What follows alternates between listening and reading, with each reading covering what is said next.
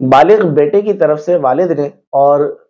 بیوی کی طرف سے شوہر نے بغیر اجازت کے قربانی کر دی تو کیا قربانی ادا ہو گئی یا نہیں، یہ انشاءاللہ سماعت کرتے ہیں۔ یاد رکھیں کہ اگر بالغ بیٹے پر قربانی لازم تھی، اسی طرح بیوی پر قربانی لازم تھی، اور شوہر نے اور باپ نے ان کی طرف سے ان کی اجازت کے بغیر قربانی کر دی تو قربانی ادا نہیں ہوگی، ان کی قربانی کا جو وجوب تھا وہ ادا نہیں ہوگا۔ علماء کرام نے یہ بیان کیا کہ اس میں اگر ان کی طرف سے اجازت ہوگی تب قربانی ہو گئی، اگر ان کی بغیر اجازت سے قربانی کی تو قربانی نہیں ہوگی۔ اب اجازت کی دو صورتیں علماء کرام نے بیان کی، ایک تو صراحتاً ہے یا دلالتاً ہے۔ صراحتاً اس طرح کہ بیوی شوہر کو کہہ دے کہ میری طرف سے قربانی کر دو،